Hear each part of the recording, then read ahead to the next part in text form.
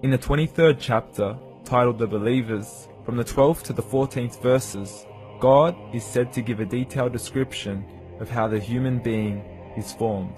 It begins by saying, "We then placed him as a sperm drop in a place of settlement, firmly fixed. Then we made the drop into a alaqa." We will translate this word very soon. "And then we changed the alaqa into a lump. Then we made out of that lump into bones. And then we clothed the bones with flesh. Then we caused him to grow and come into being and attain the definitive human form." In the 21st century, we can now safely say that this verse is clearly describing the process of human development in correct chronological order.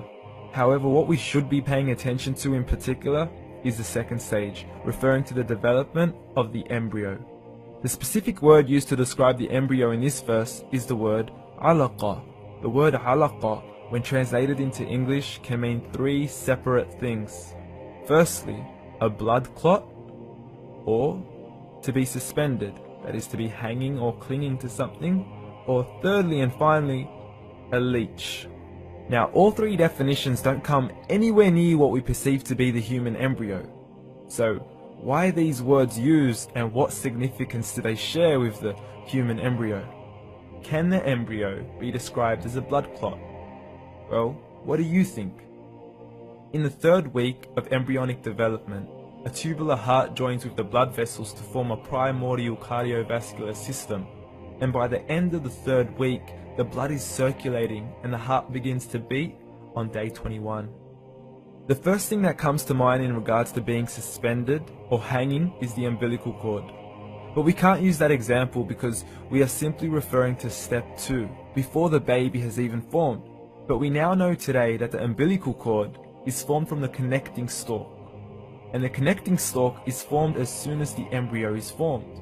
The embryo's connecting stalk has even been described by John Allen and Beverly Kramer as an object to suspend the developing embryo in the extra-embryonic column. So an embryo is suspended and does have a strong resemblance with a blood clot. What on earth would an embryo have to do with a leech? Figure A shows the structure of an embryo at 25 days. Figure B shows a leech.